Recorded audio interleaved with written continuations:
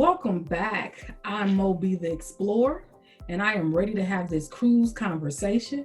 I've got my drink in hand. Although the virus will not allow me to cruise, I'm going to think all things cruise. I am happy to introduce to you all today a young lady that I met cruising. We went to a cruise together, and she'll tell you about it. Her name is Kourtney. She's a Zeta, another Zeta on the channel. And she has a lovely spirit. And she's we're going to talk about the pros and cons of cruising. Once we can cruise, and if you're a first time cruiser, you want to listen to this. This will be a little enlightening. So let me just stop talking and let me turn to Kourtney and allow Kourtney to introduce herself if she has anything else to say, and then we'll jump right in. Kourtney, thank you. Thank you. Thank you so much for having me. I'm Kourtney, and I am a workforce analyst in the health insurance field, as well as a makeup artist. That's just a little bit about me. We can always tell you're a makeup artist. That face always beat. Tell me, what was your first cruise and where did you go? So my first cruise was a cruise that we took together. We cruised in Europe. We traveled around the Mediterranean. We started in Spain, we went to Italy, and we went to France. That was my first cruise. That was your very first cruise? My very first one, as well as my first time outside of the United States. So it was your first cruise, and you just jumped right in. Jumped right on in. So we flew from our respective states because she lived somewhere else, and I think it was about maybe 15 or 16 of us. Mm-hmm. Yeah, it was a group of us. Yeah, it was a group, and I don't remember how many at this point, but we did the Mediterranean cruise, and we did it on Norwegian. Yes. My first time on Norwegian. I'm an avid cruiser. We usually do Carnival. I've been on Royal Caribbean only once, but usually Carnival. And then I've done 2 Norwegian cruises.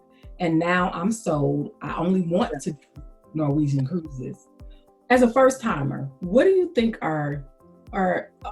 did you take another cruise after that? Yes. So we, again with you, took a cruise. My second cruise was the one we took to Belize and Honduras, and I think Mexico was the last stop on that one. Okay. That was my second cruise. That was your second cruise. So I'm going to say something to Miss Kourtney over here. She started the bar really high with Norwegian. So I don't think she's going to be able to jump over the Carnival. Because the cruise ship we were on with Norwegian was epic, and it was an epic ship. Really. Yeah, that was a nice ship. It really was a nice ship. It really was. And so what do you think are some of the pros for first-time cruisers? What are some of the pros to you? So the biggest pro to me when it comes to cruising is that you're able to visit multiple places in a short amount of time. So like I said, Spain, Italy, France, we were able to visit all of those places, do all of this sightseeing in a span of, I think it was like a week. Mm-hmm. So I feel like you're able to get more out of the money that you're spending because you're able to visit multiple places. I think that's the biggest pro of cruising. Yeah, I would agree. And I think you save money, right? So if you're the type of person and you're cruising and you are not comfortable with staying in one location for X amount of days because you don't know what that experience would be like, cruising is, like you said, is great to give you those multiple destinations. And I think for me also, you get to meet people from all over. Yes. Even the people who work on the cruise ship. Mm-hmm. For me, I'm always looking at their badges to see what country they're from, and I'm asking a question to my servers or my housekeeper. I'm that person. And on the cruise ship, I find that it's easy to talk to people. It is. And like you said, it's people from all over. We met a young lady from New York, and we just sat and had lunch with her, and she cruised all the time, and she gave us tips and tricks to cruising. So I agree. You meet people from all over. It's amazing. It is amazing. I really like it. I also think that it's cost effective because your meals are included. Yes. So one thing about Norwegian, I'm going to say all of you Carnival people who were like myself, I think I've been on like 10 Carnival cruises. You get to go to restaurants. They have different packages on Norwegian, and that's another video that will allow you to go to some upscale restaurants. And it's included in those the packages, and there was a free option for me. That was, you had like 4 or 5 options you could choose. Yeah. And we chose additional dining. You chose that too. So we like the food was excellent on the Norwegian cruise. It was very good. It really was. So I think that's your food and your activities are included. So I think that's another pro. A lot of times we've gone straight to places, to islands or to a country, and you have to pay for food. You got to plan all these activities. Yep. On the cruise, they give you the itinerary, and you're just picking: do I want to do this? What do I not want to do? And I think that cuts costs as well. Yep, I agree. And another thing about Norwegian that's good to point out is I was in the single traveler section of the boat, and they have their own, like, it's a completely different section. You have your own bar, breakfast area, a bartender comes and bartends for a specific amount of time, as well as you can also do activities with other single travelers if you want to. Really? Yeah. See, I'm learning something. I didn't know that. Yep. See, I knew it was a couple of you all who had your own. It was a single room. Unlike most cruises, you have to pay for double occupancy even if you're by yourself.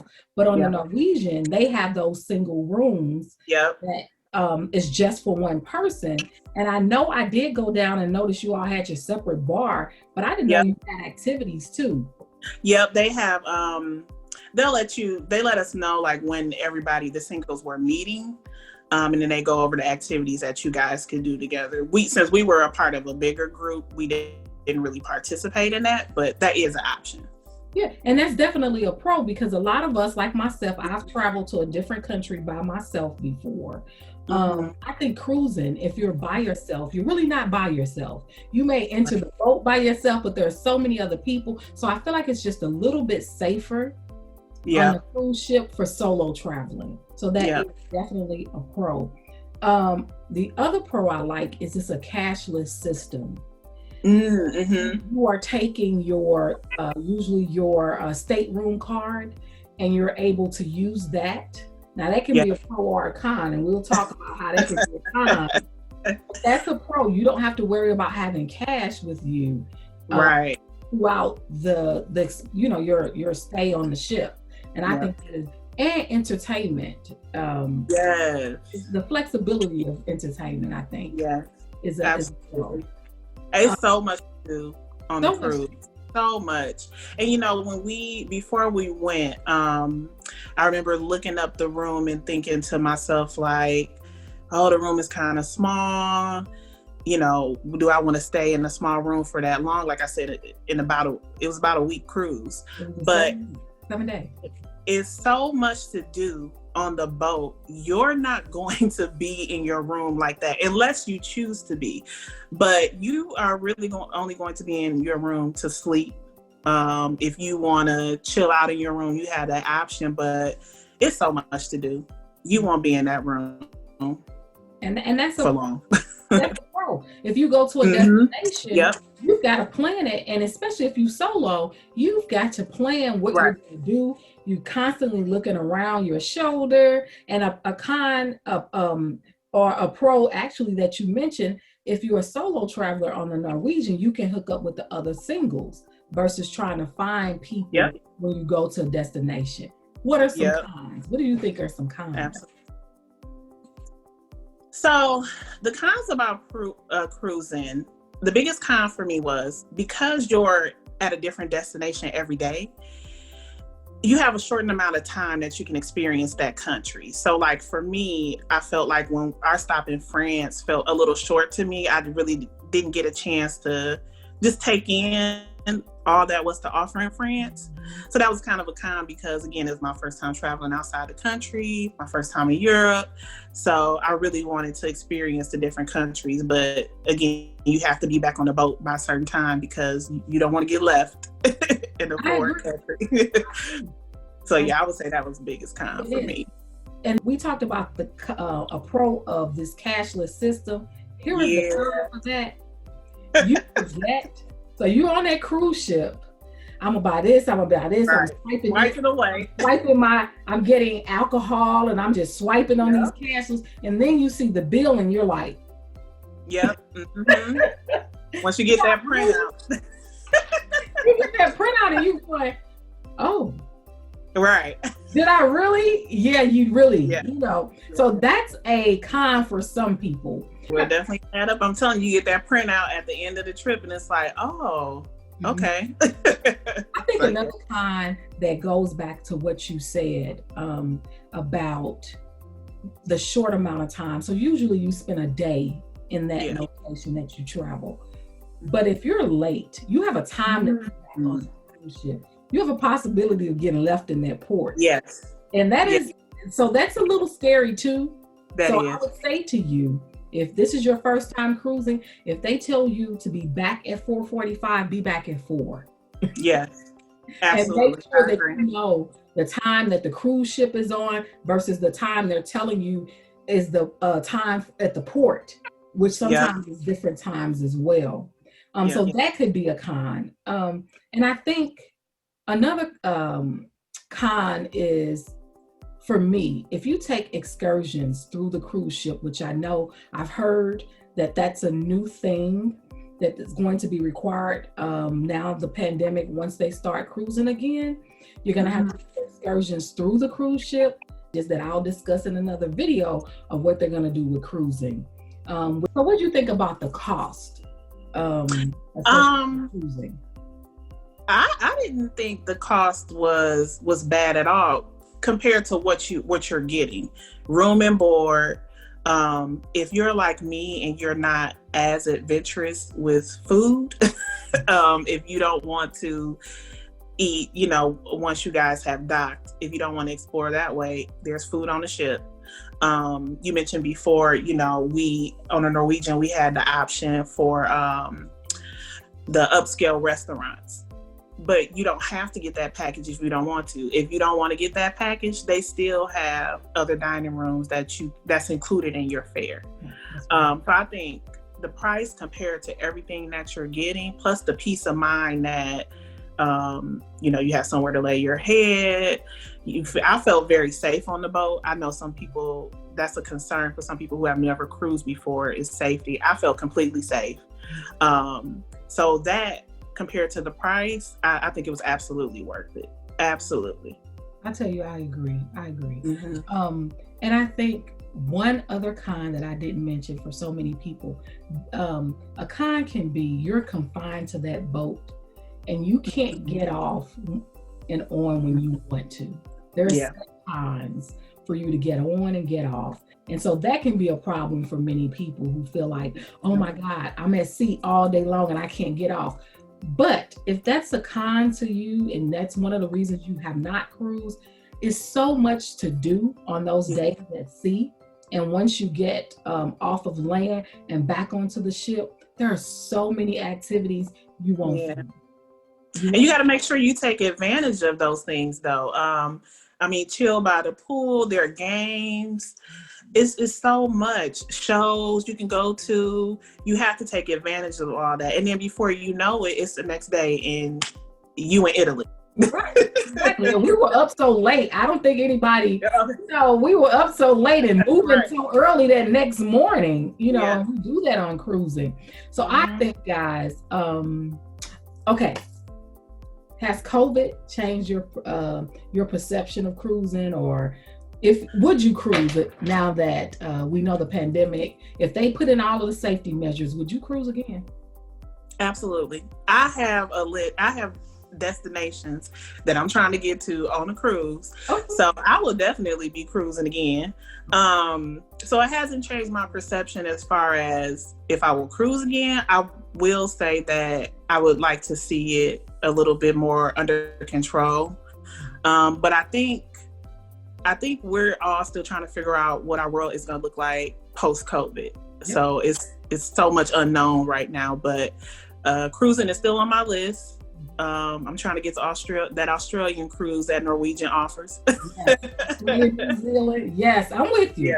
Yeah. There are just some destinations for me I would rather cruise to than like when I go to Africa, and when I'm planning my trips to the African countries, I don't want to cruise there. I want to go directly there. But there are some countries cruising, spending 2-3 days there is just enough for me. It's just enough for me.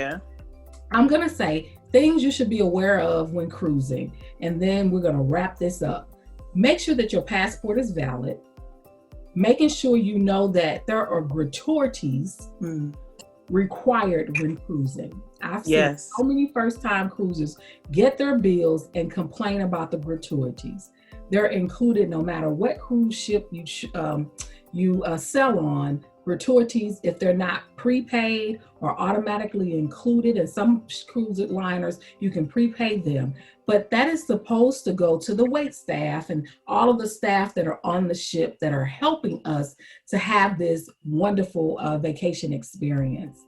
So always have cash, even though it's a cashless system. When you get off on land, it's really to tip people and to be able to tip them. So I think that's another thing. And then make sure you look over your bill. My brother, we did family cruises before COVID every year. And my brother and his wife one year was charged with a lot of drinks and things that were not their purchase. So always look over your bill. So those are things you should be aware of when cruising and just to look out for. And Ms. Kourtney, I thank you for sharing your first time experience. I hope that you guys were able to just kind of, if you're making that decision right now, because right now I'm dreaming about vacation. I'm reminiscing on all of the wonderful vacations I've been blessed to have. And so if you're in the process of thinking of what you're going to do post-COVID, here's a video for some pros and cons. Do you have any last words to say, Ms. Kourtney? Just a tip for first-time cruisers. Okay. If you're fearful, if you are like me, like I don't know what to expect, it's so much information out there. Before we went, I was on YouTube looking up videos of people taking the same exact cruise we were about to take. So just do your research. It's really an amazing time. I love cruising. It's so relaxing. Like she said, do your research wherever you're going to vacation. You have to. That's only a smart person. Don't just go. Know before you go. Hey, all we want to do is make sure that you can learn from us. We can learn from you. Together we can grow and glow. Be blessed. Happy cruising. Cheers.